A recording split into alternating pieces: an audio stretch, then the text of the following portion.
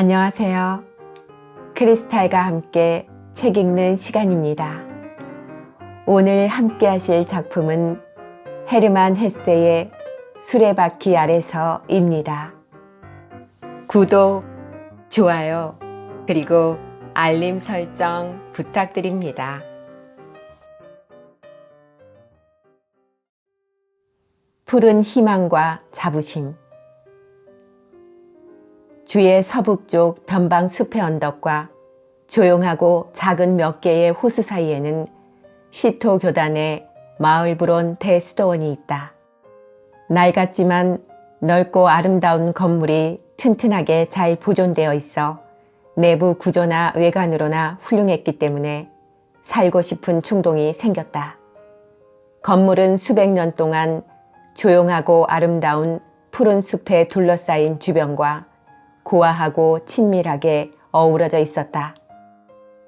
수도원을 방문하는 사람은 높은 담 사이로 열려있는 그림 같은 문을 통해 넓고 아주 조용한 뜰로 들어선다. 뜰에는 분수가 물을 뿜고 있으며 오래된 엄숙한 나무가 서 있고 양쪽으로 석조 건물이 있다. 그 안에는 본당이 있고 파라다이스라고 불리는 후기 로마네스크식 현관은 어디에도 비길 바 없이 우아하고 황홀한 아름다움을 지니고 있다. 본당의 육중한 지붕 위에는 바늘처럼 뾰족한 유머러스한 작은 탑이 세워져 있다. 그런데 어째서 거기에 종이 걸려 있어야만 하는지 모르겠다. 잘 보존되어 있는 본당의 회랑은 그 자체가 아름다운 건물이지만 그곳에 분수가 딸린 고귀한 예배당은 하나의 주옥이라 할 수 있다. 성직자 식당은 힘차고 고상한 십자형 둥근 천장을 하고 있는 훌륭한 방이다. 그곳에는 기도실, 대화실, 평교도 회당, 수도원장의 거처 등과 2개의 교회당이 한데 모여 있다. 또한 그림과 같은 벽, 발코니, 문, 작은 뜰, 물레방아, 주택 등이 중후한 고대 건물을 산뜻하고 맑게 장식하고 있다. 넓은 앞들은 정적에 쌓여 텅 비어 있으며 조는 듯이 나무 그늘 속에 잠겨 있으나 점심시간 1시간 동안만은 조금 활기를 띈다. 그 시각이 되면 한때의 젊은 학생들이 수도원으로부터 나와 이 넓은 뜰에서 조금이나마 사람의 움직임을 볼 수 있으며 부르는 소리, 말하는 소리, 웃는 소리를 들을 수 있고 공놀이를 하는 사람도 눈에 띈다. 그러나 그 시각이 지나면 순식간에 젊은이들이 담장 안으로 사라져 그림자 하나 보이지 않는다.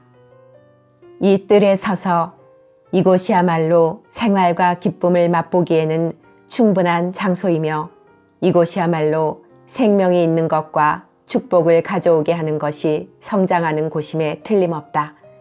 이곳에서야말로 성숙하고 착한 사람은 기꺼운 사상을 생각하고 아름답고 명랑한 작품을 만들 수 있다 라고 생각하는 사람이 적지 않다.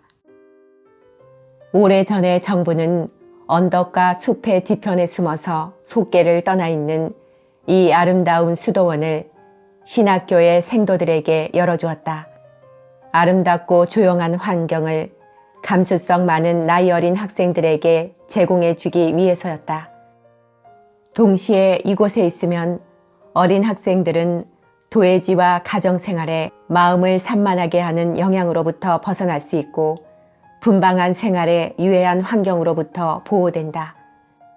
그럼으로써 소년들은 수년간 헤브라이어와 그리스어의 연구를 다른 참고 과목과 함께 진지한 생활의 목표로 삼게 되고 젊은 영혼의 온갖 갈망을 맑은 정신적인 연구를 수행하고 배우는 데에 집중시킬 수 있는 것이다.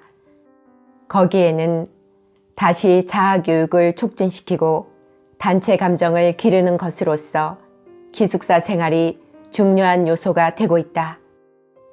신학교의 학생들은 관비로 생활하고 공부할 수 있다. 그 대신 정부는 학생들이 특별한 정신적인 아들이 되도록 보살핀다. 그 정신 때문에 그들은 후에도 언제든지 신학교의 학생이었다는 것을 알 수가 있다. 그것은 일종의 교묘하고 확실한 낙인이다. 자발적인 예속의 의미 깊은 상징이다. 때때로 탈출하는 남봉꾼을 제외하고는 슈바벤의 신학교 생도들은 일생 동안 그의 면모를 확실히 보존하게 되는 것이다. 인간이란 제각기 얼마나 다르며 그 인간이 자란 환경과 경우 또한 서로 얼마나 다른가. 그것을 정부는 생도들에게 일종의 정신적인 제복 또는 법복을 입혀서 합법적이고 근본적으로 갖게 만들어 버린다. 수동원의 신학교에 들어갈 때 어머니가 생존해 있는 생도들은 그날의 감사하는 마음과 알뜰한 감동을 한평생 잊지 않는다. 그러나 한스 기벤나트는 그러한 경우가 아니었으며 아무런 감동도 없이 그 장면을 지나쳐버렸다. 하지만 그는 많은 낯선 다른 어머니들을 바라보며 어떤 특별한 인상을 받았다. 대침실이라고 부르는 벽장이 붙은 큰 복도에는 상자와 바구니들이 흩어져 있었다. 부모님들이 데려온 소년들은 자질구레한 소유물을 꺼내 정리하고 있었다. 각자에게는 번호가 매겨져 있는 벽장이 주어졌고 공부하는 방에서는 번호가 매겨진 책상을 배정받았다. 아들과 부모들은 마룻바닥에 구부리고 앉아 짐을 풀고 있었다. 그 사이를 조교가 군주처럼 걸어다니면서 때때로 친절한 조언을 해주었다. 모두들 짐을 풀어 옷을 펴고 네일을 개고 책을 쌓고 구두와 슬리퍼를 정돈했다. 준비물은 모두가 대개 같았다. 꼭 가져와야만 할 속옷의 수와 그 외에 신변에 필요한 도구 같은 것이 미리 지정되어 있었기 때문이다. 이름이 새겨진 노세데아가 나왔다. 이어서 세면장에 해명과 비누값과 빗과 칫솔 같은 것이 정돈되었다. 그리고 각자는 램프와 석유통과 한 사람 몫의 식기를 가지고 왔다. 소년들은 모두가 매우 바빴고 흥분되어 있었다. 아버지들은 미소를 지으며 도와주기도 하고 종종 회중시계를 보기도 했으며 몹시 지루하여 손을 떼려고도 했다. 그와 반대로 어머니들은 모든 일의 중심이 되었다. 의복과 네일을 하나하나 손에 들어 주름살을 펴기도 하고 혁대를 똑바로 하고 정성 들여 정리하여 될 수 있는 대로 깨끗하고 편리하게 사용할 수 있도록 벽장 안에 분류하여 넣었다. 훈계나 주의나 애정도 그것과 함께 따라다녔다. 새 네이는 특별히 깨끗하게 간수해야 해. 3마르크 50페니나 주고 산 거야. 네이는 다달이 철도편으로 보내. 급할 때는 우편으로 보내고 검정 모자는 일요일에만 쓰는 거야. 뚱뚱하고 인자하게 생긴 어머니는 높은 상자 위에 앉아서 아들에게 단추 다는 법을 가르쳐주고 있었다. 집이 그리우면 언제든지 편지해. 크리스마스까지는 얼마 남지 않았으니까 잘 견딜 수 있을 거야. 예쁘장하게 생긴 아직 꽤 젊은 어머니는 가득히 채워진 아들의 벽장을 바라보면서 네이와 상의와 하의를 손으로 어루만지더니 어깨가 넓고 뺨이 토실토실한 아들의 얼굴을 쓰다듬기 시작했다. 아들은 부끄러워 웃으면서 어머니의 손을 뿌리치더니 어리지 않게 보이려는 듯 양손을 바지 주머니 속에 집어넣었다. 이별은 아들보다도 어머니에게 더욱 쓰라린 것 같았다. 다른 아이들은 그와는 반대였다. 그들은 분주하게 움직이고 있는 어머니를 멍청하게 맥없이 바라보며 다시 어머니와 함께 집으로 돌아가고 싶어하는 표정이었다. 어느 아이를 보아도 이별의 두려움과 복받쳐 오르는 애정이나 그리움이 낯선 사람들에 대한 수줍음과 처음으로 남자로서의 면목을 유지하려는 반항적인 심리와 맹렬히 다투고 있었다. 사실은 소리내어 울고 싶은 소년들도 일부러 아무렇지도 않은 듯 태연한 얼굴을 하고 있었다. 어머니들은 그것을 보고 미소 지었다. 거의 모든 소년들이 짐꾸러미에서 필수품 외에 작은 사과봉지나 통조림, 비스킷 등이 담긴 상자 같은 약간 값비싼 것을 꺼냈다. 스케이트를 가지고 온 아이도 많았다. 특히 눈에 띈 것은 교활하게 생긴 조그만 소년이 햄을 통째로 가지고 온 것이다. 그 소년은 그것을 전혀 감추려고 하지 않았다. 집에서 바로 온 아이와 그렇지 않고 이제까지 객지에서 학교를 다니며 기숙사 생활을 하다 온 아이는 쉽사리 구별이 되었다. 객지에서 생활한 경험이 있는 아이들에게는 흥분과 긴장이 엿보이지 않았다. 기벤나트 씨는 아들이 짐을 푸는 것을 요령 있게 도와주었다. 그는 다른 사람들보다 빨리 끝냈기 때문에 한스와 함께 하는 일 없이 지루하게 큰 침실에 서 있었다. 그런데 어디를 보아도 훈계하는 아버지, 위안이나 주의를 주는 어머니, 그것을 담담하게 듣고만 있는 아들들의 모습이 눈에 띄었으므로 그도 한스를 위해 장래의 생활에 대해서 금언이라도 들려주는 것이 좋겠다고 생각했다. 그는 오랫동안 머리를 숙이고 말이 없는 아들 옆을 답답하게 왔다 갔다 하다가 벼랑간 힘을 내어 성스러운 문구의 명언을 쏟아놓았다. 깜짝 놀란 한스는 그저 조용히 듣고 있다가 옆에 서 있던 목사 한 사람이 아버지의 설교에 귀를 기울이며 즐겁게 미소 짓고 있는 것을 보고는 부끄러워서 아버지를 옆으로 끌어당겼다. 그럼 알겠지. 내가 집안의 명예를 높여주겠지. 그리고 윗사람의 말씀을 잘 듣고 지키겠지. 네, 물론 알고 있어요. 아버지는 말을 그치고 크게 한숨을 쉬었다. 한스 또한 입을 다물었다. 가슴이 죄어드는 호기심을 갖고 창 너머로 조용한 회랑을 내다보고 있으려니까 고풍의 운둔적인 기품과 침착성이 위층에서 소란스럽게 떠들고 있는 소년들과 기이하게 대조를 이루고 있었다. 그는 분주한 동료들을 수줍게 바라보았으나 알만한 아이는 하나도 없었다. 슈투트가르트에서 알게 된 괴팅겐 출신의 수험생은 라틴어에 뛰어났는데 합격되지 않은 모양이었다. 한스는 그를 어디서도 발견하지 못했다. 한스는 그 일에 대해서는 별로 생각하지 않으며 장내의 동급생들을 관찰했다. 어느 아이를 막론하고 준비한 물건과 종류나 수에서는 비슷했으나 그래도 도시 아이와 농촌 아이, 유복한 집 아이와 비난한 집 아이는 쉽게 구별이 갔다. 물론 돈 많은 부잣집 아이들이 신학교에 들어오는 일은 드물었다. 그것은 부모들의 자부심이나 한층 깊은 신앙심에 기인한 경우도 있고 아들의 타고난 재질에 따르는 경우도 있다. 그러나 자신의 수도원 시절을 잊지 못해 자식을 마을 불원에 보내는 교수나 상당한 지위에 있는 관리도 결코 적지는 않았다. 그렇기 때문에 40명의 신입생이 입은 검은 상의에는 청과 모양에서 여러 가지 차이가 드러났다.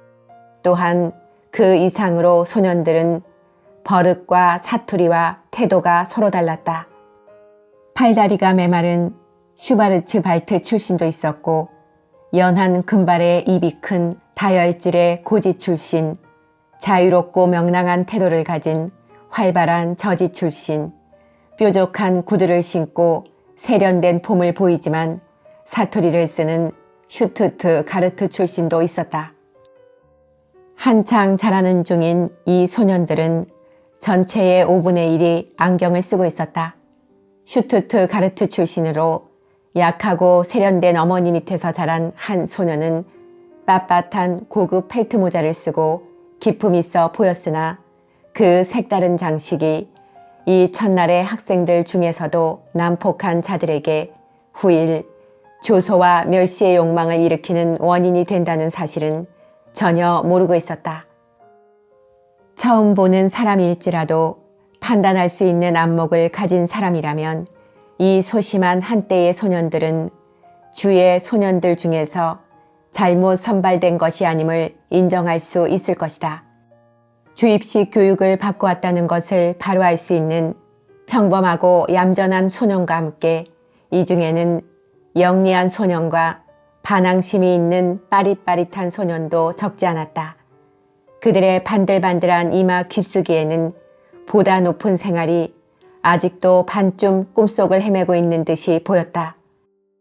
분명 그 중에 한두 사람 정도는 빈틈없이 완고한 슈바벤형 두뇌의 소유자도 있을 것이다. 이러한 형의 두뇌 소유자는 시간이 지남에 따라 차차 커다란 세계의 한가운데로 뚫고 들어가 그들의 다소 메마르고 완고한 사상을 새로운 강력한 체계의 중심으로 만들어 놓을 것이다. 그것은 슈바벤이 매우 교양 있는 신학자를 세상에 내놓았을 뿐만 아니라 전통적으로 철학적 사색의 능력을 자랑으로 삼고 있기 때문이다. 실제로 이제까지 이미 여러 차례 이 철학적 사색은 명망 높은 예언자나 이단의 설을 내놓은 사람을 낳았던 것이다. 그리하여 이 비옥한 주는 정치적인 전통면에서는 뒤떨어졌으나 적어도 신학과 철학의 정신적인 영역에서는 변함없이 커다란 영향을 미치고 있었다. 동시에 이 지역 주민들 가운데에는 예로부터 아름다운 형태와 몽환적인 시를 즐기는 사람들이 내재해 있었다. 그것은 때때로 상당한 시인을 태어나게도 했다. 마을브론 신학교의 시설과 관습에서는 외면적으로 보면 슈바벤적인 것은 아무것도 느껴지지 않았다.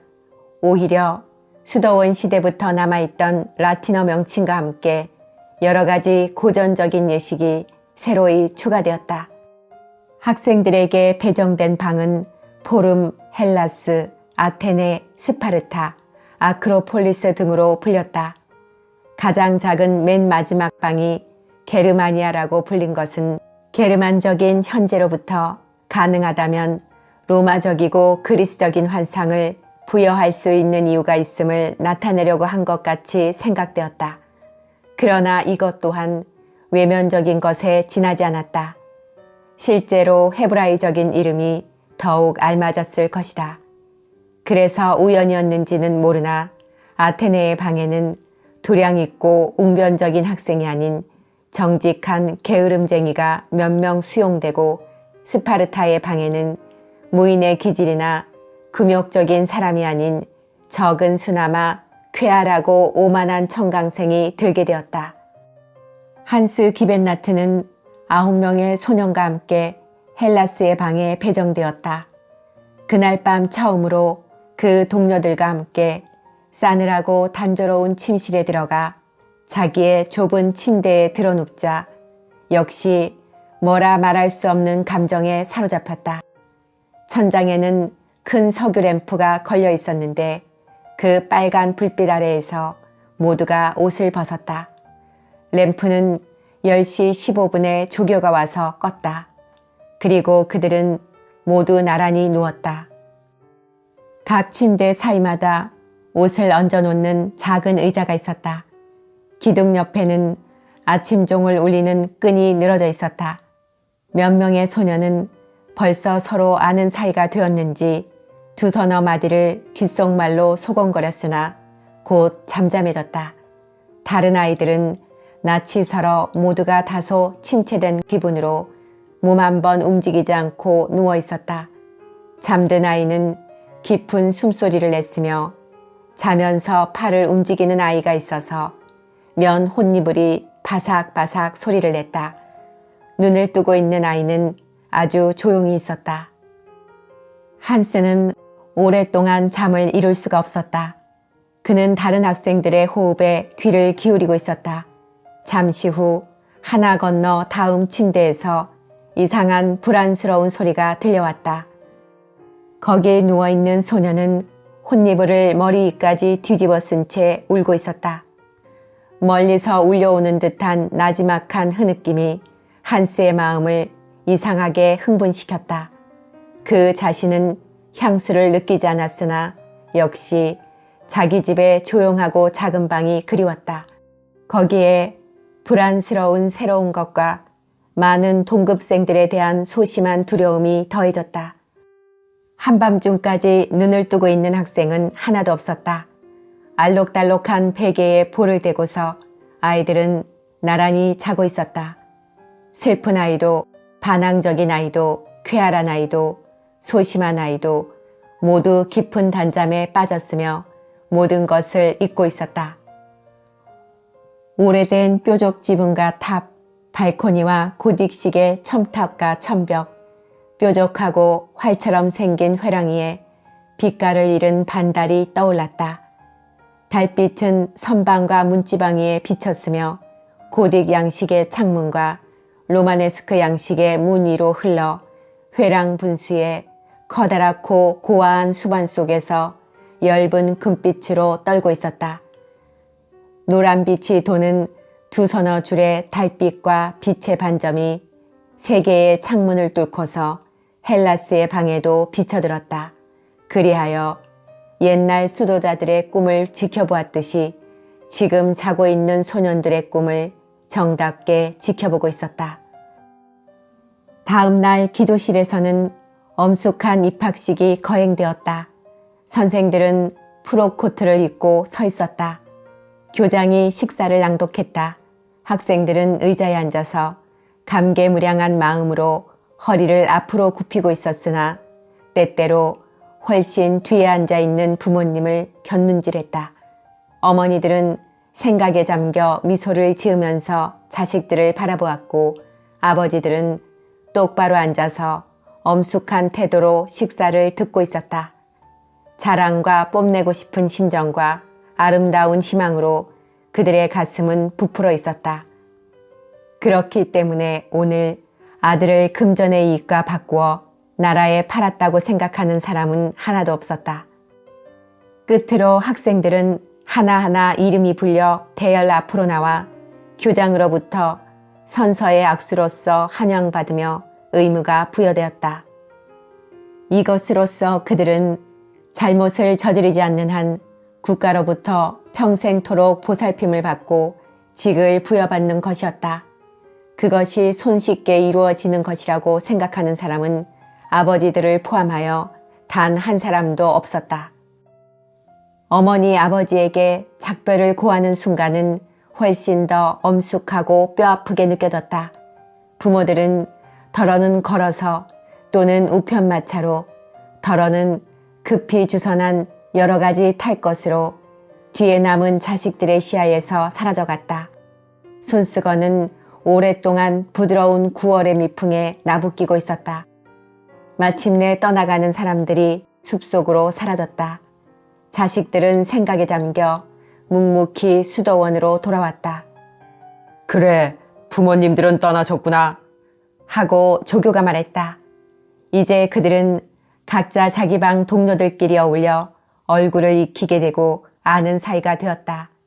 그들은 잉크병에 잉크를 붓고 램프에 석유를 붓고 책과 노트를 정리하며 새로운 방을 살기 좋게 꾸미려고 노력했다. 그러는 동안 서로 호기심을 가지고 바라보며 이야기를 시작하고 고향과 출신 학교를 서로 물으면서 진땀을 흘렸던 주의 시험을 상기했다. 책상 주위에는 뿔뿔이 서로 이야기를 나누는 무리가 어울려 여기저기에 카랑카랑한 젊음에 넘치는 웃음소리까지 일었다.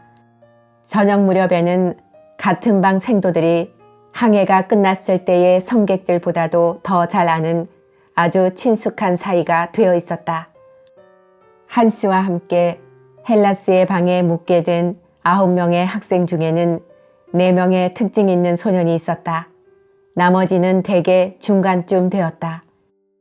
먼저 슈투트가르트 대학 교수의 아들 오토 하르트너는 재주가 있고 침착하고 자신감이 있으며 태도에서도 나무랄 데가 없었다. 거기에다 몸도 건강하고 옷도 잘 입었으며 똑똑하고 능숙한 행동으로 같은 방 생도들의 시선을 끌었다. 그리고 고지의 어느 작은 마을의 면장아들인 카를 하멜이 있었다. 이 소년을 알기까지는 시간이 좀 걸렸다. 그것은 그가 모순투성이이고 그가 갖고 있는 점액질의 껍질 속에서 좀처럼 나오질 않았기 때문이다.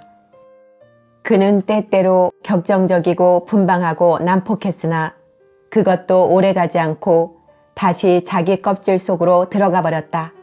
그래서 그가 조용한 관찰자인지 음험한 위선자인지 알 수가 없었다. 그 다음은 슈바르츠 발트의 좋은 가문 출신인 헤르만 하일러가 있었다. 그는 그렇게까지 복잡하지는 않았으나 뛰어난 인물이었다. 주의 시험에서 장문을 육가군으로 지었다는 소문도 있었다. 그는 자주 힘차게 이야기를 했다. 그리고 아름다운 바이올린도 가지고 있었다. 감상과 자유분방함과 젊은 사람다운 순박함이 섞여 있는 점이 그가 지닌 기질이었으며 그는 그것을 표면에 노출시키고 있는 것처럼 보였다. 그리고 그다지 눈에 띄지는 않았으나 한층 깊은 것을 내면에 지니고 있었다. 그는 몸과 마음이 나이 이상으로 성장해 있었으므로 이미 모색적으로 자기의 궤도를 걷고 있었다.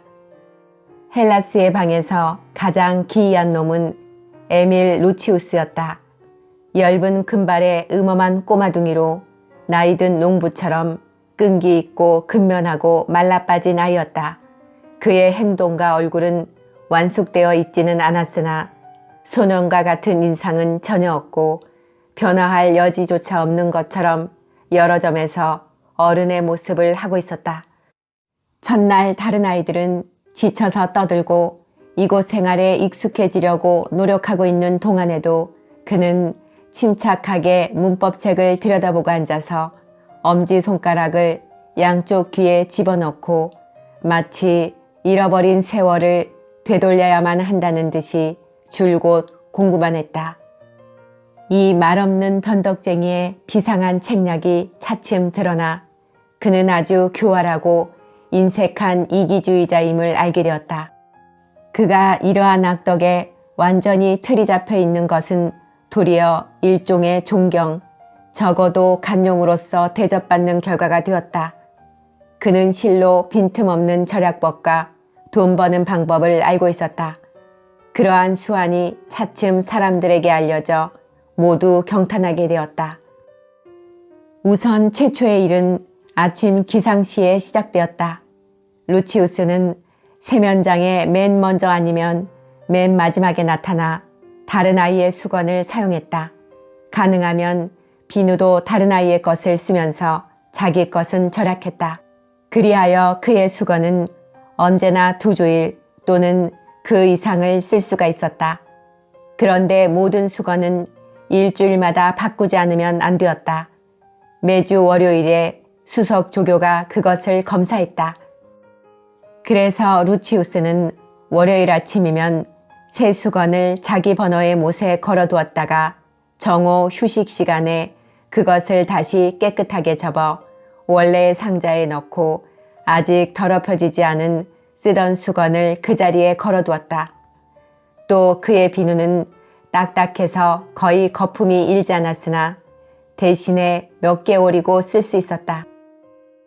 그렇다고 해서 그가 너절한 외모를 하고 있는 것은 아니었다. 그는 언제나 깨끗하고 엷은 금발을 잘 빗어서 곱게 가르마를 탔으며 네이나 의복을 아주 얌전하게 손질해 놓고 있었다. 루치우스는 세면장에서 곧바로 아침밥을 먹으러 갔다. 아침 식사에 나오는 것은 커피 한 잔, 설탕 한 개, 밀빵 한 조각이었다. 대부분의 소년들은 그것으로는 배를 채울 수가 없었다. 8시간을 자고 난 뒤에는 몹시 배가 고픈 것이 보통이다. 그러나 루치우스는 그것으로 만족하고 매일 설탕 한 개를 먹지 않고 절약하여 1페니에 대해서는 설탕 2개, 노트 한 권에 대해서는 설탕 25개, 이런 식으로 반드시 물건을 사곤 했다. 밤에는 값비싼 석유를 절약하기 위해 다른 학생의 램프빛으로 공부하는 것은 물론이었다. 그러나 그가 가난한 집의 아들은 아니었다. 도리어 아주 안락한 환경에서 태어났다. 원래 가난한 집안의 아이들은 돈 쓰는 것이라든지 절약하는 것을 모르는 것이 보통이다. 그들은 언제나 가지고 있는 대로 써버리고 절약할 줄을 모른다. 에밀 루치우스는 그런 방법을 물건의 소유 그리고 획득할 수 있는 재화에까지 넓혔을 뿐만 아니라 정신적인 영역에서도 가능한 한 이득을 보려고 노력했다. 그는 대단히 영리했기 때문에 정신적인 모든 소유물에는 상대적인 가치밖에는 없다는 것을 결코 잊지 않았다. 그래서 열심히 공부해두면 다음 시험에 효과를 거둘 수 있는 과목만을 힘써서 공부하고 나머지 다른 과목에서는 욕심을 부리지 않고 중간 성적으로 만족했다. 외는 것이든 실험하는 것이든 그는 언제나 동급생의 성적만을 그 척도로 삼았다. 그는 2배의 지식으로 2등이 되기보다는 절반의 지식으로 1등이 되는 것을 추구했다. 그리하여 저녁에 같은 방의 다른 아이들이 여러 가지 오락이나 놀이 또는 독서에 빠져 있는 동안 그는 조용히 공부하고 있는 것이 눈에 띄었다. 다른 아이들이 떠들고 있는 것은 그에게는 전혀 방해가 되지 않았다. 뿐만 아니라 그는 이따금 떠들고 있는 그들에게 질투하는 기색은커녕 만족스러운 시선을 던졌다. 만일 모두가 공부를 하고 있었다면 그의 노력은 아무런 이득이 없었기 때문이다. 어쨌든 그는 부지런한 노력가였기 때문에 이러한 그의 여러 가지 술책과 관계를 악의로 해석하는 사람은 없었다. 그러나 극단을 달리는 사람이나 지나치게 욕심을 부리는 사람과 마찬가지로 그도 또한 바보 같은 짓을 하기에 이르렀다. 수도원의 수업은 전부 관비였기 때문에 그는 그것을 이용하여 바이올린 수업을 받는 것을 생각해냈다. 그는 전에 얼마간 교육을 받아본 것도 아니었고 천성이 뛰어난 것도 아니었으며 음악을 즐기는 기질이 있었던 것은 더욱 아니었다. 그러나 그는 바이올린도 라틴어나 수학과 마찬가지로 배우면 되는 것으로 생각하고 있었다. 음악이란 후일에 필요한 것이며 인간을 즐겁고 기분 좋게 만든다는 이야기를 들은 적이 있었다. 거기에다 학교에 바이올린을 사용하기 때문에 어쨌든 돈이 들지 않는 일이었다. 음악 선생 하스는 루치우스가 찾아와서 바이올린을 배우고 싶다고 말했을 때 몹시 화를 냈다. 왜냐하면 그는 지난 음악 시간 이후 루치우스를 잘 알게 되었기 때문이다. 음악 시간에 루치우스가 부른 노래는 동급생 전원을 즐겁게 해주었으나 교사인 그를 실망시켰다. 그는 루치우스에게 바이올린을 단념시키려고 애써 보았다. 그러나 그 점에서는 그가 상대방을 잘못 보았다. 루치우스는 얌전하고 겸손하게 미소 지으며 자기의 정당한 권리를 주장하고 더욱이 음악에 대한 자기의 흥미를 억제할 수 없다고 설명했다. 그래서 그는 연습용 바이올린 중 가장 나쁜 것을 빌려서 매주 2번씩 교습을 받고 매일 30분씩 연습하기로 했다. 그러나 최초의 연습 시간 후에 같은 방 학생들은 이것이 처음이자 마지막이고 또한 이 견딜 수 없는 신음소리를 더 이상 듣지 않게 해주기를 바란다고 부탁했다. 그런 뒤부터 루치우스는 바이올린으로 직직 소리를 내면서 연습을 하기 위해 수도원 내에 조용한 구석을 찾아 헤맸고 곳곳에서 또한 줄을 잡아당기기도 하고 기이한 소리를 내기도 하며 이상한 소리로 근처의 학생들을 괴롭혔다. 시인 하일러는 이것을 놀림받은 낡은 바이올린이 벌레 먹은 구멍에서 일제히 절망적인 비명을 지르며 참아달라고 애원하는 것이라고 말했다. 그의 실력이 조금도 진보되지 않자 화가 난 선생은 신경질을 내고 거칠어졌다. 루치우스는 점점 자포자기가 되어 연습했다. 지금까지 자신만만했던 그의 구멍가게 주인 같은 얼굴에도 고통스러운 피로의 주름살이 잡히기 시작했다. 마침내 선생이 전혀 불가능하다고 선언하고 수업 시간을 거절하자 그는 다시 무엇이든지 배워보겠다고 욕심 사납게 혈안이 되어 헤매다가 피아노를 선택해서 몇 달 동안 애를 써보았다.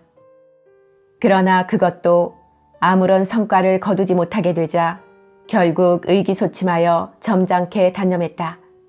정말 비극이었다. 그러나 후에 음악 이야기가 나오면 자기도 이전에 피아노나 바이올린을 배운 적이 있으나 사정이 있어서 유감스럽게도 이 아름다운 예술로부터 차차 멀어져 버렸다고 말하는 것이었다. 이러한 헬라스의 방은 이상하게도 같은 방 학생들을 흥겹게 해주는 기회가 많았다. 문희가인 하일러도 가끔 우스꽝스러운 장면을 연출했다. 익살꾸러기 카를 하멜은 기지 있는 관찰자를 자처하며 한몫 보았다.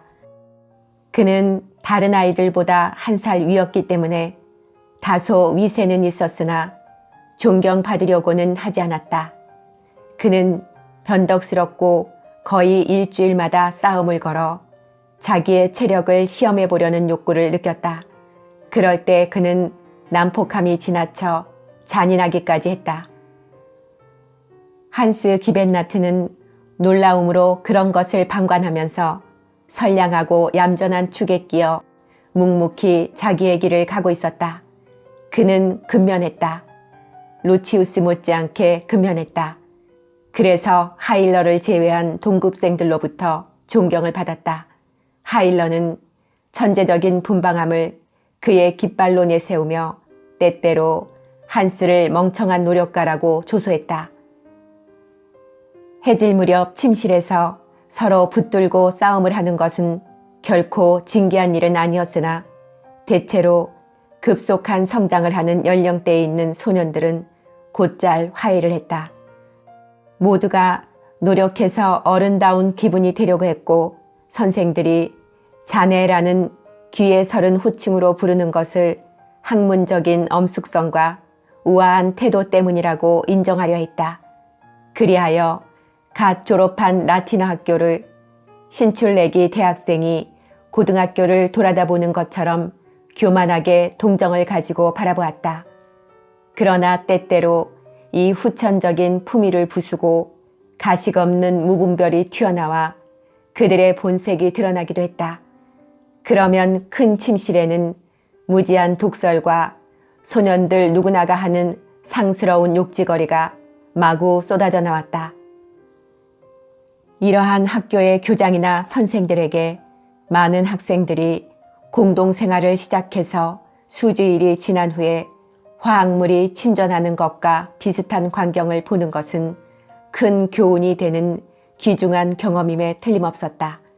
그것은 마치 액체에 떠있는 탁한 먼지나 찌꺼기가 한데 뭉쳐지는가 하면 곧 풀려서 다른 형태가 되어 마침내 몇 개의 고체가 되는 것과 같은 것이었다. 최초의 수줍음이 정복되어 모두가 서로 충분히 알게 되면서부터 이들의 물결은 움직였고 모색이 시작되었다. 한데 어울리는 클럽이 생기고 우정과 반감이 뚜렷이 나타났다. 동양의 친구나 학교 친구와 결합하는 경우는 드물었고 대개가 새로 알게 된 아이들과 가까워졌다. 도시의 아이는 농촌의 아이에게, 산지의 아이는 저지대의 아이에게 이런 식으로 잠재해 있는 충동에 따라 다양성을 보충했다. 아이들은 불완전한 기분으로 서로가 서로를 찾았다. 그 중에는 평등의식과 함께 독립을 갈망하는 욕구가 나타났다. 거기에서 비로소 많은 소년의 아이다운 졸림 속에서 개성 형성의 눈이 트이는 것이었다. 글로는 쓸 수 없는 애착과 질투의 장면이 벌어지고 그것이 발견되어 우정을 맺는 계기가 되기도 했으며 날카롭게 마주치는 저기가 되기도 했다. 마침내 이러한 규칙에 따라 우정이 두터운 사이가 되기도 하고 의좋게 산책하는 사이가 되기도 했으며 때로는 심한 격투와 주먹 다짐의 결과를 초래하기도 했다. 한스는 이러한 움직임에 따라 외면적으로 관련을 갖지는 않았다. 카를 하멜이 확실히 격렬하게 우정을 표시했을 때 한스는 놀라서 물러섰다. 바로 그 후에 하멜은 스파르타 방의 아이와 친해졌다. 한스는 혼자 남겨졌다. 강한 감정이 우정의 나라를 행복스럽게 그리운 색채로서 지평선에 출현시켰다. 그리하여 한스를 숨은 힘으로 그곳으로 끌고 갔다. 그러나 일종의 수줍음이 그를 멈춰 세웠다. 어머니가 없는 엄격한 소년 시절을 보냈기 때문에 애착이라는 천성이 짓밟히고 만 것이었다. 그는 무엇보다도 표면적으로 열정적인 것에 대해 공포를 가지고 있었다. 거기에 소년다운 자부심과 마침내는 가련한 공명심이 보태어졌다. 그는 루치우스와는 달랐다. 그가 지향하는 것은 실제로 지식욕이었으나 그도 루치우스처럼 공부를 방해하는 것은 모두 멀리하고자 노력했다. 그래서 열심히 책상에 들러붙어 있었지만 다른 아이들이 우정을 즐기고 있는 것을 보면 질투와 동경으로 고민했다. 카를 하멜은 한스가 사귀고 싶은 친구는 아니었다. 만일 다른 아이가 와서 그를 강력히 끌어가려고 했다면 기꺼이 따라갔을 것이다. 수줍은 처녀처럼 자기보다 용기가 많은 사람이 자기를 끌고 가서 아주 행복스럽게 해주었으면 하고 그는 사뭇 기다렸다. 이러한 것과 함께 최근에는 수업, 특히 헤브라이어 수업에 바빴기 때문에 소년들에게 시간은 매우 빠르게 흘러갔다. 마을 불온을 둘러싸고 있는 수많은 작은 호수나 모새는 퇴색한 가을의 하늘과 시들어가는 물풀의 나무며 떡갈나무며 참나무의 긴 노을이 비치고 있었다. 아름다운 초겨울에 시든 나뭇가지가 소리를 내며 바람에 흔들리고 있었다. 이미 가벼운 서리가 몇 번이나 내렸다.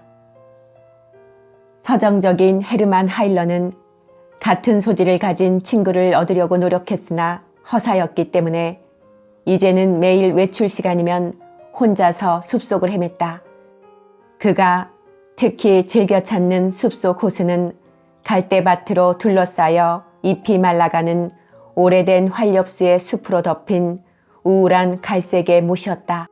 이 애수가 서린 아름다운 숲속의 한 모퉁이가 공상과 하일러를 힘차게 끌어당겼다. 그곳에서 하일러는 꿈을 꾸는 듯한 기분으로 물속의 나뭇가지로 원을 그리거나 레나우의 갈대의 노래를 읽었다. 또한 나지막한 바닷가 골프리에 누워 죽음이라든지 소멸과 같은 가을다운 제목에 대해 생각했다. 그러고 있으면 가랑잎이 떨어지는 소리와 나뭇가지의 흔들림이 우울한 조화를 이루었다. 그러면 그는 종종 자그마한 검은 수첩을 꺼내 연필로 한두 구절을 적어놓는 것이었다. 어느 11월 말에 어둡게 흐린 점심시간에 한스 기벤나트가 혼자서 산책을 하며 그 장소에 왔을 때에도 하일러는 시를 쓰고 있었다. 한스는 이 소년 시인이 그물을 매는 작은 벌판에 앉아서 수첩을 무릎 위에 놓고 명상을 하면서 뾰족한 연필을 입에 물고 있는 것을 보았다. 한 권의 책이 펼쳐진 채로 옆에 있었다. 그는 조용히 그 옆으로 다가섰다. 야, 하일러, 너 뭐하고 있니? 호메로스를 읽고 있어. 나는 내가 뭐하고 있는지 알고 있어. 그래? 물론이지. 시를 쓰고 있지? 그렇게 생각하니? 물론. 자, 여기 앉아라. 한스는 하일러와 나란히 판자 위에 앉아 다리를 물 위에 흔들흔들 들이우고 여기저기 갈색의 잎이 하나 둘 서늘한 공중을 선회하면서 소리 없이 내려와 수면에 조용히 떨어지는 것을 바라보고 있었다. 이곳은 쓸쓸하구나. 그렇지. 둘은 등을 땅에 대고 길게 누워 있었기 때문에 깊은 가을의 주위를 생각하게 하는 것으로 뒤덮여 있는 나무 끝마저 거의 보이지 않았다. 그 대신 고요히 구름의 섬을 띄운 연푸른 하늘이 나타났다. 얼마나 아름다운 구름인가. 한스가 기분 좋게 그것을 바라보면서 말했다. 그렇구나, 기벤나트. 하일러는 한숨을 지었다. 저런 구름이 되었더라면, 그렇게 되었더라면? 그러면 하늘을 달릴 수 있었을 텐데, 숲이며 마을이며 도시며 주를 넘어서 아름다운 배처럼. 너 배를 본 적이 있니? 없어. 하일러, 너는? 있고 말고. 도무지 너는 그런 건 아무것도 모르는구나. 그냥 허덕허덕 공부만 하는구나. 그럼 넌 나를 바보 같은 놈으로 생각하니? 그런 말이 아니야. 나는 내가 생각하는 것처럼 그렇게 우둔하지는 않아. 그건 그렇고 배 이야기나 계속해봐. 하일러는 돌아누웠다. 그런데 하마터면 물속에 빠질 뻔했다. 그는 이제 배를 땅에 대고 엎드려서 양손으로 볼을 받치고 턱을 손으로 감쌌다. 라인강에서 하고 그는 말을 시작했다. 방학 때 배를 보았어. 한 번은 일요일이었는데 배 위에서 음악을 듣고 있었지. 밤이었는데 색칠을 한 등불이 물 위에 비치고 있었어. 우리는 음악과 함께 강을 따라 내려갔지. 모두들 라인주를 마셨어. 여자아이들은 하얀 옷을 입고 있었어. 한스는 귀를 기울이고 아무 말도 하지 않았다. 눈을 감으니 배가 음악을 연주하면서 빨간 불을 켜고 하얀 옷을 입은 여자아이들을 태우고 여름밤을 달리는 것이 보였다. 하일러는 말을 계속했다. 지금과는 아주 딴판이었어.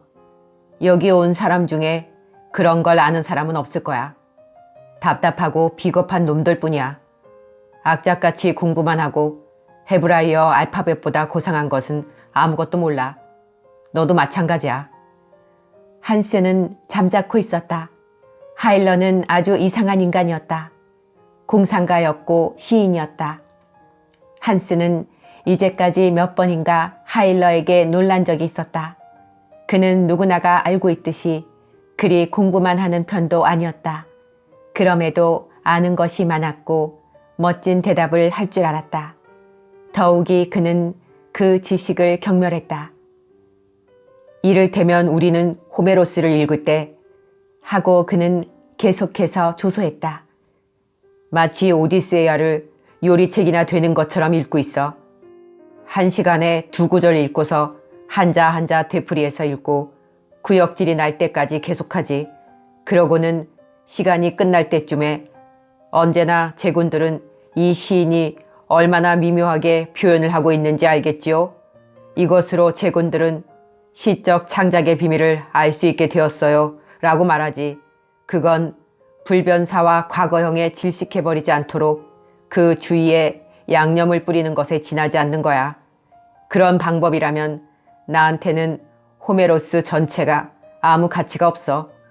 도대체 고대 그리스의 것이 우리와 무슨 관계가 있다는 거니? 우리 중에 누구 하나가 조금이라도 그리스적으로 생활하려고 하거나 또는 시험해 보려고 한다면 당장 추방되고 말 거야. 그렇기 때문에 우리의 방을 헬라스라고 부르지. 정말 우스운 이야기야. 어째서 휴지통이나 노예의 울타리 아니면 실크 모자라고 부르지 않을까? 고전적인 것이라고 하는 것은 모두 속임수야. 그는 공중에다 침을 뱉었다. 너 조금 전에 시를 쓰고 있었지? 이번에는 한스가 물었다. 응. 무엇에 대해서? 이 호수와 가을에 대해서야. 보여줄 수 있어? 아니, 아직 다 쓰지 않았어. 그럼 다 되면? 응, 보여주지. 둘은 일어나서 천천히 걸어 수도원으로 향했다. 자, 봐. 너는 저 아름다움을 주위에서 본 적이 있니? 파라다이스를 지날 때 하일러가 말했다.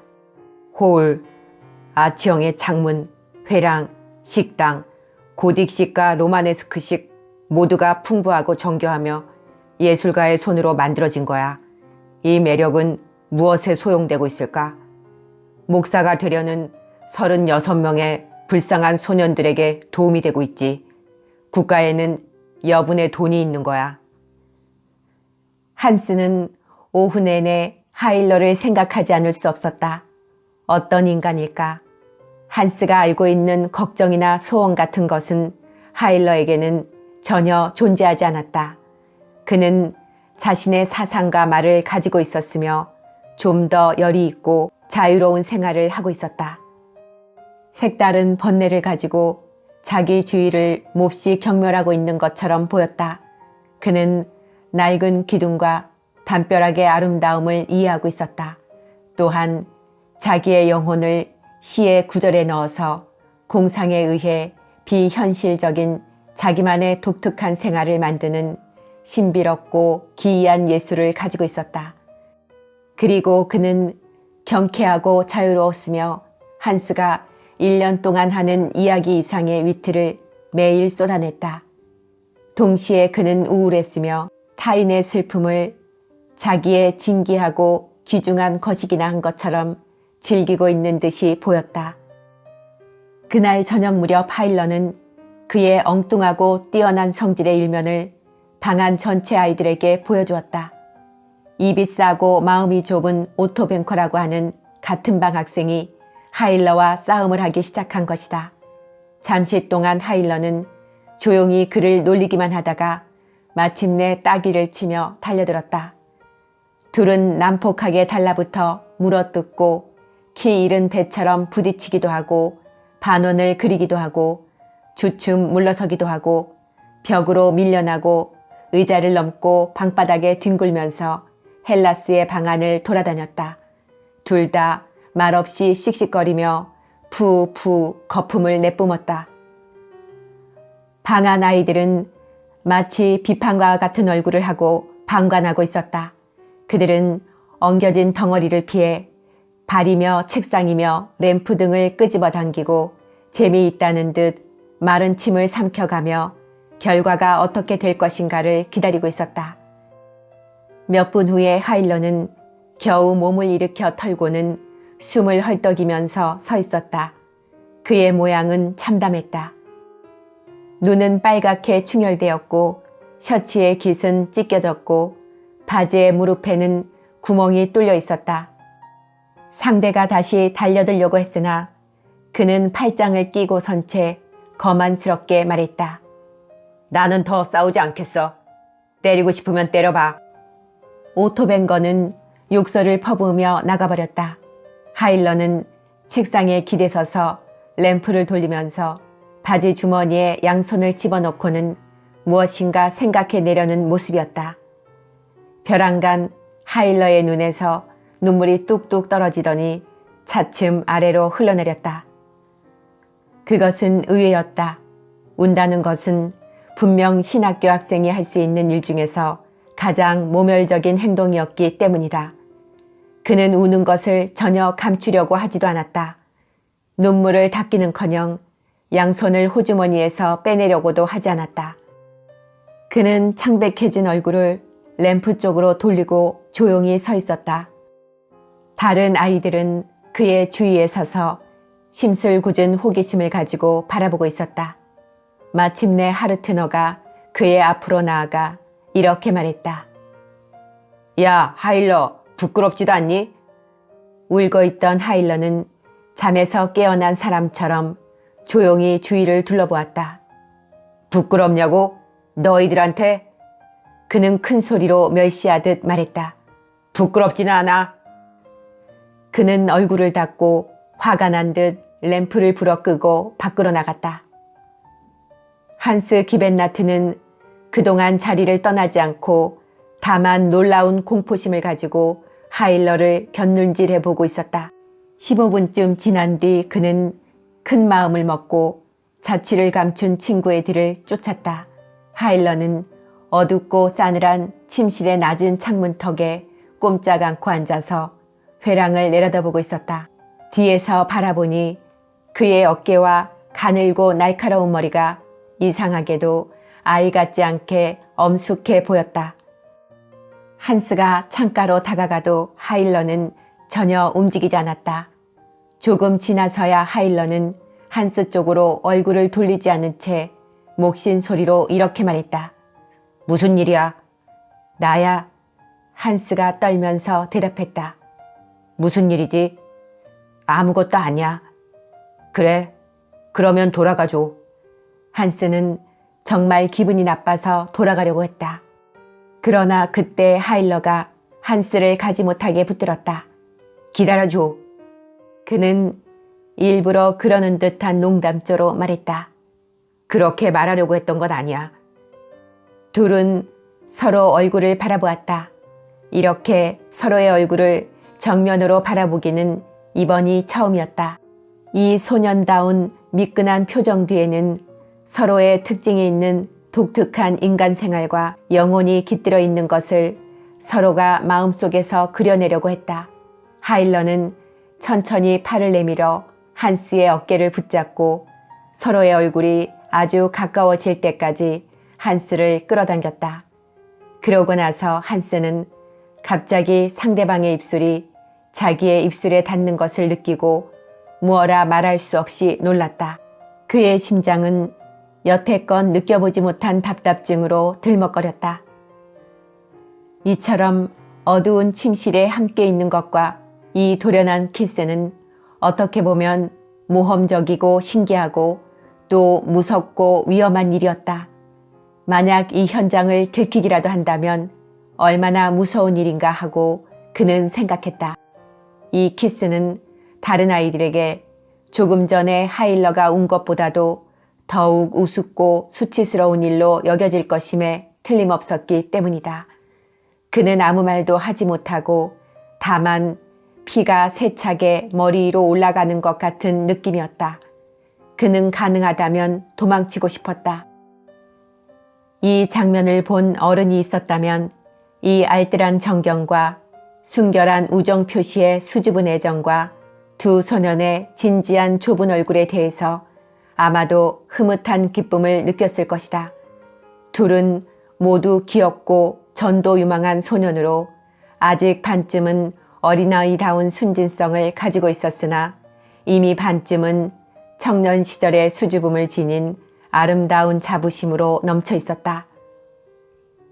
차츰 소년들은 공동생활에 순응되어 갔다.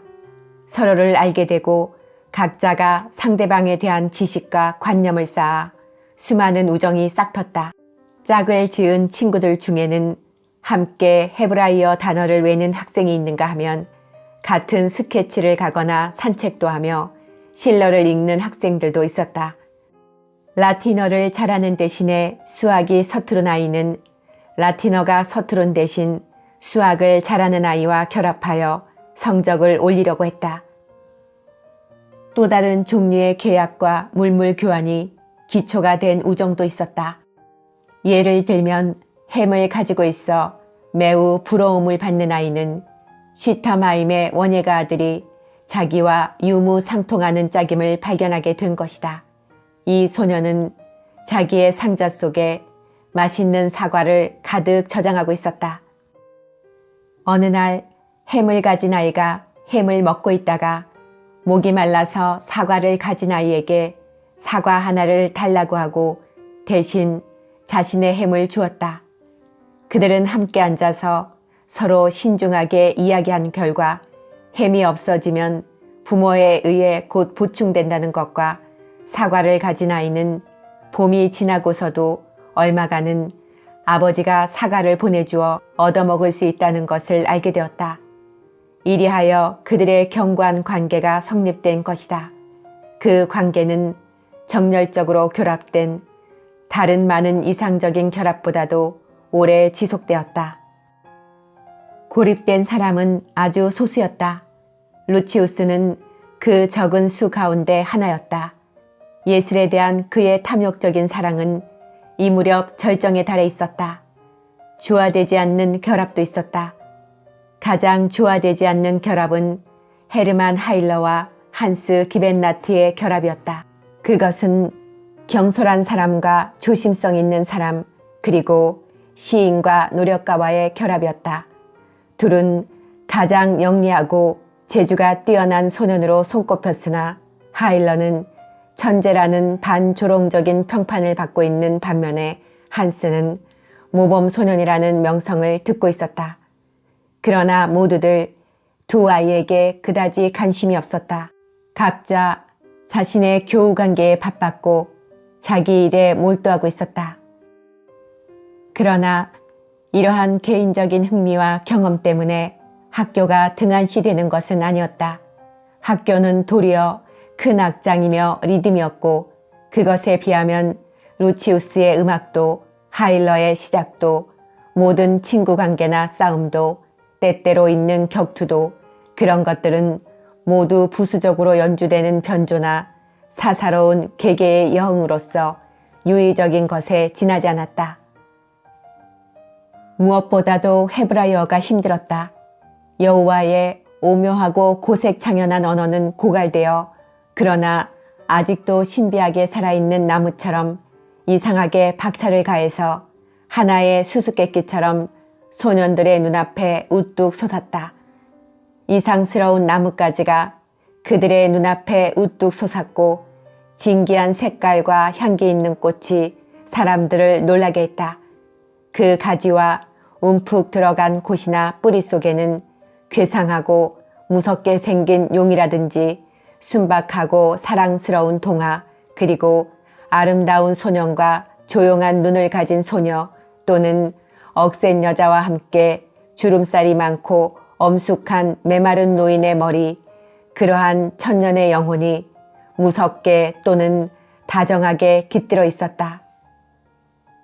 한가로운 루터의 성서 속에서는 구약 성서의 안개로 10개 가려져 멀리 꿈과 같이 울렸던 것이 지금 이 생소한 참된 언어 속에서는 피와 소리가 낡아서 가슴이 답답하기는 하나 강하고 무시무시한 생명을 획득했다.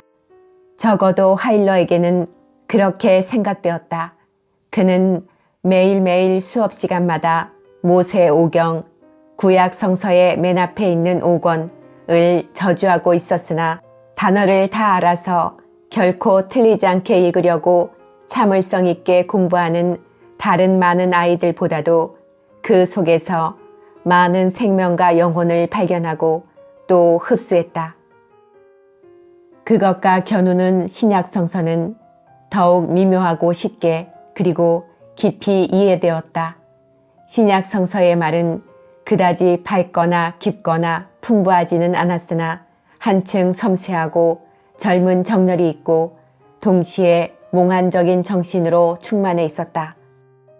그리고 오디세이아의 그 힘있고 가벼운 음조가 힘차게 균형이 잡혀 흘러가는 하얗고 둥근 물의 요정의 팔과도 비슷한 시 구절 속에서 몰락한 행복스러운 윤곽과 선명한 생활의 기록과 예감이 떠오르는 것이었다.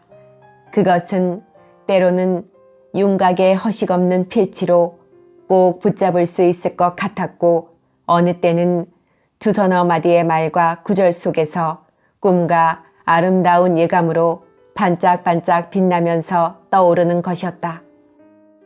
이것에 비하면 역사가 크세노폰이나 리비우스는 그 빛을 빼앗기고 말았다. 빼앗기기까지는 않았다 할지라도 미미한 빛으로서 거의 빛을 잃고 조심스럽게 옆에 서 있는 것에 지나지 않았다. 한스는 모든 일이 그의 친구에게는 자기와 다르게 관찰되고 있다는 것을 알고는 몹시 놀랐다. 하일러에게 추상적인 것은 존재하지 않았다. 그가 마음속에 그려서 공상의 색채로 그려낼 수 없는 것은 존재하지 않았다. 그렇게 되지 않는 경우에는 무엇이든지 실증을 내고 내팽겨쳐 버렸다. 수학은 그에게 믿을 수 없는 수수께끼를 짊어진 스핑크스였다. 그의 냉혹하고 꼴사나운 눈초리는 산채로 희생된 것을 꼼짝도 할 수 없도록 만들어버리는 것이었다. 하일러는 이 괴물을 멀찍이 돌아서 피하고 있었다. 하일러와 한스의 우정은 색다른 관계였다.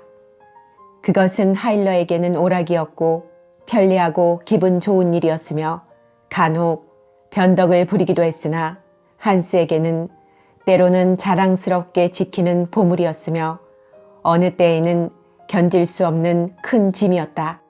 그 전까지 한스는 저녁 무렵의 시간을 언제나 공부에 이용했다. 그러나 지금은 거의 매일 하일러가 고통스러운 공부에 실증이 나면 한스를 찾아와 그의 책을 밀어내고 그를 자기의 상대로 만들어버렸다. 한스는 이 친구를 몹시 사랑했으나 나중에는 이 친구가 또 오지 않을까 하고 매일 밤 벌벌 떨면서 뒤떨어지지 않기 위해서 제한된 공부 시간에 갑절로 열심히 공부했다. 하일러가 이론적으로 그가 열심히 공부하는 것을 공격하기 시작한 것은 한스에게는 큰 고통이었다. 그것은 품팔이야. 하고 하일러는 이렇게 말했다. 너는 어떤 공부를 하든지 하고 싶어서 하는 것이 아니야. 다만 선생과 아버지가 무서워서야. 1등이나 2등이 되면 뭐하니? 나는 20등이지만 그렇다고 해서 너희같이 열심히 공부하는 아이들보다 멍청하지는 않아. 한스는 하일러가 교과서를 어떻게 취급하고 있는지를 처음 보았을 때 너무나도 놀랐다. 한스가 언젠가 책을 교실에 두고 왔기 때문에 다음 지리 시간에 예습을 하기 위해 하일러에게 지도를 빌렸다. 놀랍게도 그는 어느 페이지고 온통 연필로 낙서를 해놓았다. 피레네 반도의 서해안은 괴상한 얼굴의 옆모습으로 끌어당겨져 있었다. 코는 풀토에서 리스본에 이르고 피니스텔의 곧지방은 곱슬곱슬한 말아붙인 머리카락으로 과장되었으며 성 뱅상갑은 얼굴 전체의 수염이 잘 다듬어 올려진 선단이 되어 있었다. 어느 책장을 보아도 그런 식이었다. 뒤쪽 백지에는 회화와 대담한 풍자시 구절이 적혀 있었다. 잉크가 떨어져 있는 곳도 여러 군데였다. 한스는 자기 책을 신성한 것으로 보물처럼 다루고 있었다. 그래서 한스는 이러한 대담성을 신성을 모독하는 행위 또는 반범죄적이기는 하나 영웅적인 행위라고 생각했다. 선량한 기벤나트는 그의 친구들에게는 귀여운 놀이객감이라기보다는 집에서 기르는 일종의 고양이에 지나지 않는 것으로 보였을지도 모른다. 한스 자신도 때때로 그렇게 느꼈다. 그러나 하일러는 한스가 필요했기 때문에 애착을 가지고 있었다. 그는 누구든지 자기의 마음을 털어놓을 수 있는 사람, 자기가 말하는 것을 경청해 줄 수 있는 사람, 자기를 감탄하며 칭찬해 줄 수 있는 사람을 갖지 않고는 견딜 수가 없었다. 학교나 생활에 대해서 혁명적인 이야기를 할 경우에는 조용히 그리고 열심히 경청해 주는 사람이 필요했다. 동시에 또 우울할 때는 자기를 위로해 줄 수 있고 그 사람의 무릎을 자기가 벨 수 있는 사람이 필요했다. 일반적으로 이러한 성질을 가진 사람들은 다 마찬가지겠지만 이 젊은 시인은 근거도 없는 다소 어릿강스러운 우울증의 발작으로 시달렸다. 그 원인의 일부는 어린 마음의 숨은 고별이며 일부는 여러 가지 힘과 어슴푸레한 생각이나 욕망 등 아직 목적을 모르는 횡류였고 일부는 어른이 될 때의 이유 없는 어두운 충격이었다. 그럴 때마다 그는 동정을 받고 애무를 받고 싶은 병적인 욕구를 지니고 있었다. 하일러는 어머니한테서 무척이나 귀여움을 받고 자랐다. 아직 여성의 사랑을 받을 정도로 성숙하지 못한 지금은 온순한 친구가 그의 위안자가 되었다. 저녁 때 그는 지쳐서 한스에게 오는 일이 자주 있었다. 그리고 공부를 하고 있는 한스를 유혹하여 함께 침실로 가자고 재촉했다. 그 차가운 홀 또는 어두워져 가는 높은 기도실을 둘은 나란히 왔다 갔다 하기도 하고 추위에 떨면서 창에 걸터앉기도 했다. 하일러는 하이네를 읽는 서정적인 소년의 부류였으며 갖가지 감상적인 탄식을 했다. 그리고 다소 어린아이다운 비애의 구름 속에 쌓여 있었다. 그것이 한스에게는 쉽게 익숙해지진 않았으나 무엇인가 가슴에 울리는 듯한 것을 느꼈다. 때로는 그 기분이 전염되어 오는 일까지 있었다. 이 감수성 많은 시인은 흐린 날에 발작을 일으키는 일이 많았다. 특히 늦가을의 비구름이 하늘을 컴컴하게 하고 감상적인 달이 구름에 숨어 어슴푸레한 엷은 베일과 구름의 틈 사이로 내다보면서 궤도를 그리며 가는 밤이면 그의 비탄과 신음은 절정에 달했다. 그러면 그는 오시안적인 기분에 잠겨 몽롱한 우수 속으로 녹아들어가는 것이었다. 그것이 한숨이 되고 말이 되고 시 구절이 되어 죄도 없는 한스에게 퍼부어지는 것이었다. 한스는 이런 고통스러운 수심과 탄식의 장면에 시달리고 괴로움을 당하고는 급히 서둘러 남은 시간에 공부를 시작했다. 그러나 공부는 점점 어려워졌다. 옛날의 두통이 다시 되살아난 것을 그는 이제 의심하지 않았으나 필요하여 하는 일 없이 무료한 시간을 보내는 일이 빈번해지고 꼭 필요한 일만을 하는 데에도 자기 자신을 매질하지 않으면 안 되는 것이 몹시 마음에 걸렸다. 이 괴상한 친구에 대한 우정 때문에 허덕이다 지치고 자기의 성질이 또 순결한 부분이 무엇인가에 의해 병들게 되었다는 사실을 그는 어렴풋이 느끼기는 했으나 상대가 침울하고 눈물을 흘리면 흘릴수록 가엾어 보였다. 그리고 자기가 이 친구에게 없어서는 안 된다는 의식이 그의 우정을 더욱 깊게 했으며 그를 더욱 자랑스럽게 만들었다. 또한 이 병적인 우울증도 실은 과잉의 불건강한 충동의 돌발에 지나지 않으며 그가 정말로 감탄하는 하일러의 본성에 속하는 것은 아니라는 것을 느끼고 있었다. 하일러가 자작한 시를 낭독하거나 시인의 이상에 대해서 말하거나 쉴러나 세익스피어의 독백을 정열적인 몸짓으로 낭독할 때 한스는 결핍되어 있는 마력에 의해 공중을 떠돌고 초인간적인 자유와 불타는 듯한 정열을 가지고 움직이며 호메로스의 천사와 같이 날개 돋친 발을 갖고 그와 같은 또래의 학생들로부터 떠나버리는 것처럼 여겨졌다. 이제까지 시인의 세계는 한스에게는 거의 미지였고 중대한 것으로 생각되지 않았다. 지금 그는 비로소 아름답게 흘러나오는 어구와 진실하게 다가오는 비유와 마음 설레는 음률 등의 현혹적인 힘을 거역하기 어렵게 되었다. 이 새로 열려진 세계에 대한 한스의 존경은 친구에 대한 감탄과 융합하여 일체 불가분의 감정이 되었다. 그러는 동안 어느덧 11월이 다가왔다. 램프를 켜지 않고 공부할 수 있는 동안은 몇 시간 뿐이었다. 어두컴컴한 밤에는 폭풍이 커다랗게 휘감기는 구름의 산더미를 어두운 고지로 몰아붙여 신음하듯이 또는 싸우듯이 오래된 견고한 수도원의 건물 주위에 부딪혔다. 나뭇잎은 이미 하나도 남아있지 않았다. 다만 저 많은 나무 가운데 왕자다운 세차고 가지 많은 큰 참나무만이 모든 다른 나무보다도 소란스럽게 불평을 참을 수 없다는 듯이 마른 나무 가지 끝으로 소리를 내고 있었다. 하일러는 이쯤 되면 완전히 우울증에 빠져 한스한테도 오지 않고 혼자서 멀리 떨어진 연습실에서 바이올린을 난폭하게 당기거나 친구들에게 싸움을 걸곤 했다. 어느 날 하일러가 연습실에 가보니 노력가인 루치우스가 악보대 앞에서 연습을 하고 있었다. 하일러는 화가 나서 나갔다가 30분이 지난 후에 다시 돌아왔다.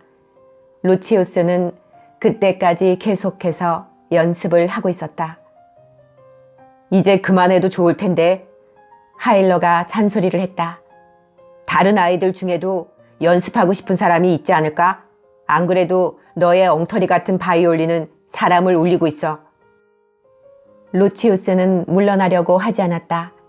하일러는 화가 치밀었다.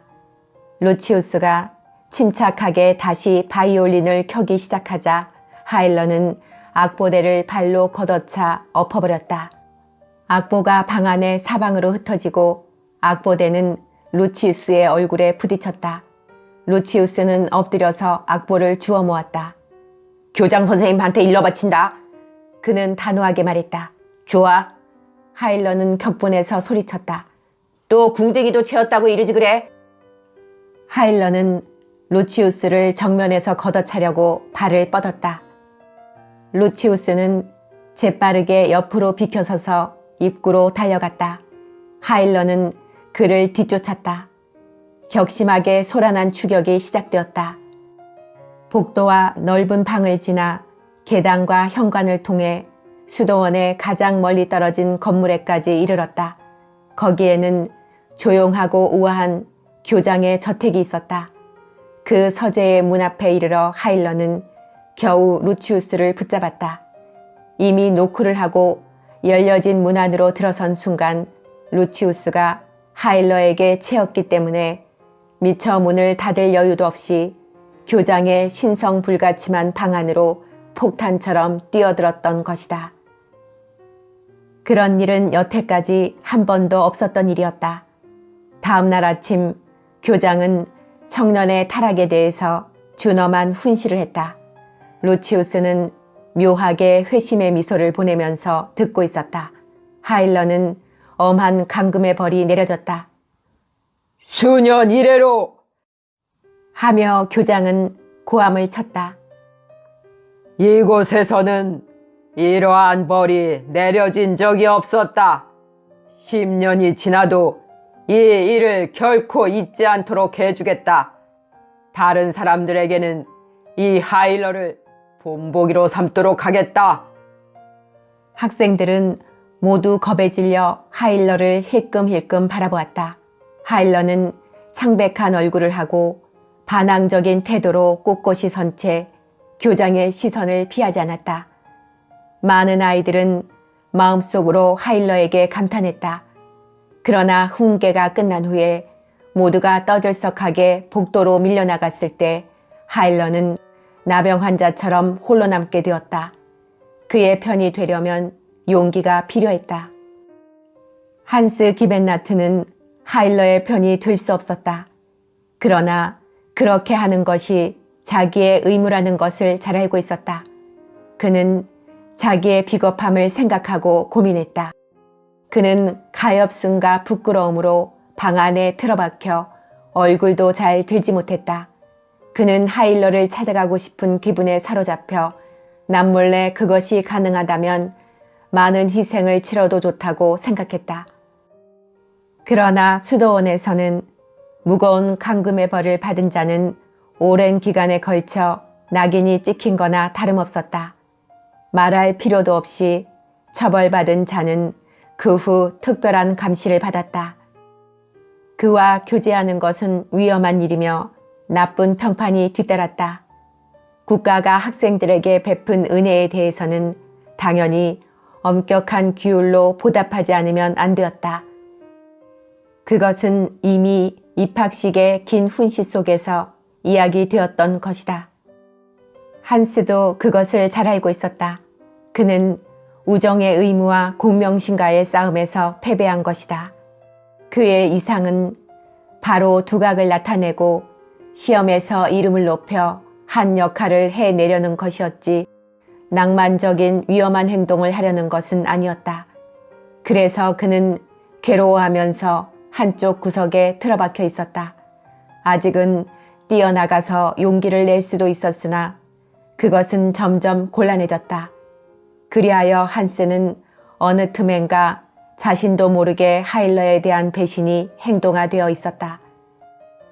하일러는 그것을 충분히 알고 있었다. 정열적인 그는 모두가 자기를 피하고 있음을 느꼈다.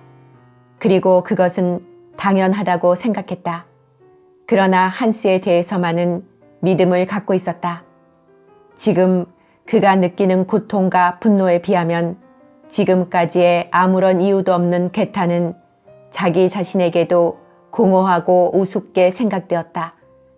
하일러는 창백하고 거만한 얼굴로 잠시 기벤나트의 곁에 서서 낮은 목소리로 말했다. 너는 비겁한 놈이야, 기벤나트. 에이, 더러운 자식. 이렇게 말하고서 그는 휘파람을 불면서 양손을 바지 주머니에 집어넣고는 걸어나갔다. 젊은이들에게 다른 여러 가지 생각할 일과 할 일이 있다는 것은 좋은 일이었다. 이 사건이 있은 지 며칠 후에 하얀 눈이 소복이 내렸다.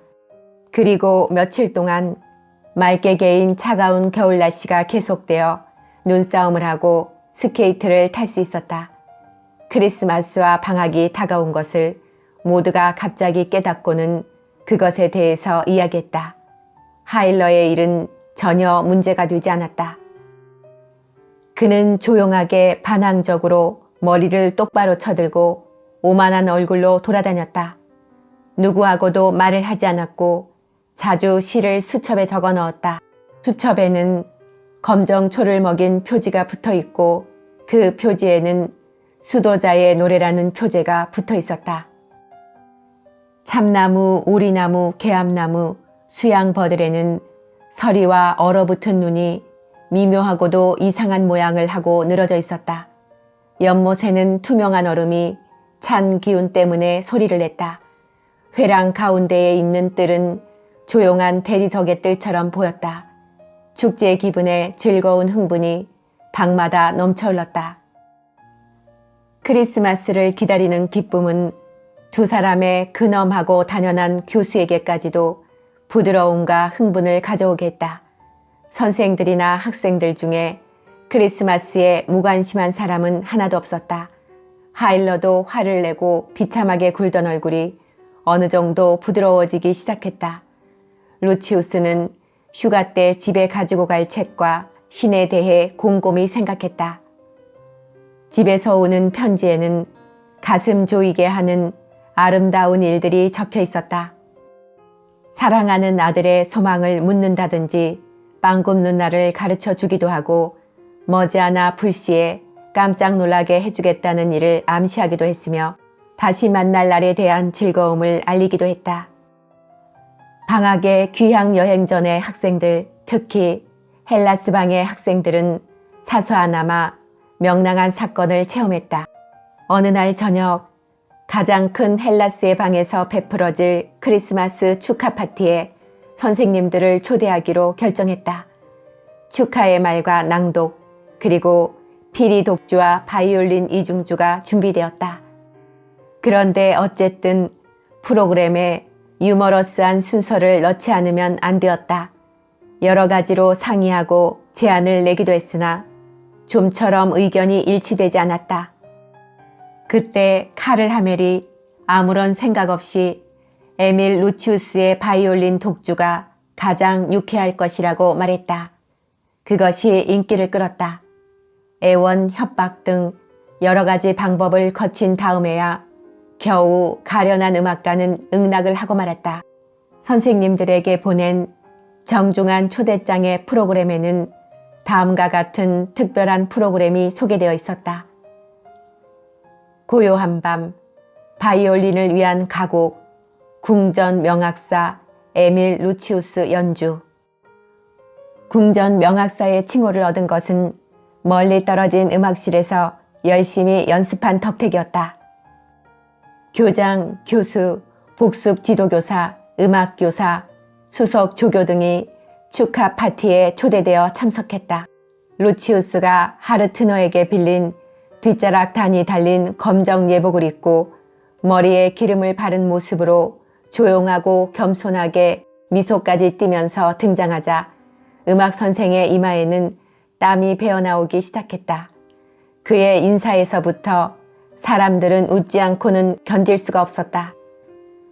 가고 고요한 밤은 그의 손가락 아래에서 가슴이 내려앉을 듯한 애절한 탄성이 되었고 울부짖는 듯 고통스럽고 괴로운 노래가 시작되었다. 그는 2번이나 처음부터 다시 시작했으며 멜로디를 틀리기도 하고 끊기도 했다. 발로 박자를 맞추며 추운 겨울날의 나무꾼처럼 힘을 내기도 했다. 교장은 분노에 못 이겨 새파랗게 질린 음악 선생을 유쾌한 듯이 바라보았다. 루치우스는 가곡을 3번이나 다시 시작하더니 이번에도 중간에 멈춘 채 바이올린을 내리고 청중을 향해 이렇게 변명했다. 잘 되지 않습니다. 저는 겨우 지난 가을부터 바이올린을 켜기 시작했을 뿐입니다.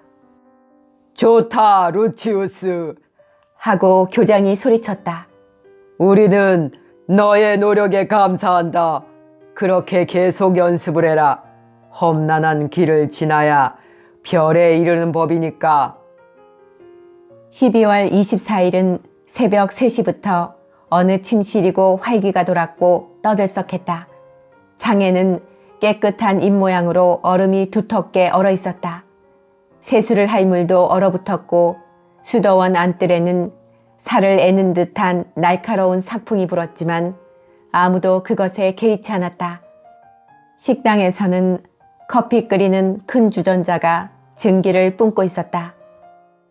그로부터 얼마 지나지 않아 오버커트며 목도리로 몸을 감싼 학생들이 때를 지어 희미하게 반짝이는 하얀 들을 지나고 조용한 숲을 벗어나서 아주 멀리 떨어져 있는 기차역을 향해 걸어갔다. 모두가 떠들썩하게 이야기를 주고받으며 농담도 하고 큰 소리로 웃기도 했다. 각자의 마음속에는 소망과 즐거움과 기대로 가득 차 있었다. 널리 주 전체에 걸쳐서 도시나 시골을 막론하고 지금 쓸쓸한 집에서는 따뜻하고 화려하게 장식된 방에서 부모님과 형제 자매들이 자기를 기다리고 있다는 것을 그들은 알고 있었다. 대부분의 아이들에게 크리스마스에 먼 곳으로부터 귀향하는 일은 이번이 처음이었다. 그들은 사랑과 자부심으로 충만되어 있음을 알 수 있었다. 눈 덮인 숲 한가운데 있는 작은 역에서 모두들 심한 추위에 떨면서 기차를 기다리고 있었다. 이와 같이 모두가 한마음 한 기분이 되어 즐거웠던 적은 여태까지 한 번도 없었다. 하일러만이 혼자 떨어져서 아무 말이 없었다. 그는 기차가 오자 다른 아이들이 타는 것을 기다렸다가 혼자 다른 착간에 탔다. 한스가 다음 역에서 기차를 바꿔 탈 때 또 한 번 그를 보면서 느낀 순간적인 부끄러움과 후회의 감정은 곧 귀향의 흥분과 즐거움 속으로 사라져버렸다. 그들의 집에서는 만족스러운 웃음이 가득 차 있었다. 그리고 선물이 놓여진 책상이 그들을 기다렸다. 그러나 기벤나트의 집에는 크리스마스의 즐거움이 없었다. 노래도 축제의 감격도 어머니도 전나무도 없었다. 더욱이 그의 아버지는 축제를 축하하는 방법을 알지 못했다. 하지만 그는 아들을 자랑스럽게 여기고 이번에는 선물을 사는데 인색하지 않았다. 한스는 이러한 크리스마스에 익숙해져 있었기 때문에 아무것도 부족하다고 생각하지 않았다. 모두들 한스의 건강이 좋지 않고 너무 야위었으며 얼굴이 창백하다고 했다. 도대체 왜 수도원의 식사는 그렇게 빈약하냐고 물었다. 한스는 그에 대해 열심히 부정하며 건강은 좋으나 이따금 두통이 날 뿐이라고 분명히 말했다. 마을 목사는 자기도 젊었을 때에는 그와 같은 두통에 시달렸었다고 한스를 위로했다. 그것으로 만사는 해결되었다. 냇물은 미끈하게 얼어붙어 있었다. 축제일에는 스케이트를 타는 사람들로 가득 찼다. 한스는 새 옷을 입고 신학교에 녹색 모자를 쓰고서 거의 온종일 밖에 있었다. 그는 이전의 동급생들로부터 벗어나 사람들이 부러워하는 훨씬 높은 세계로 진출한 것이다.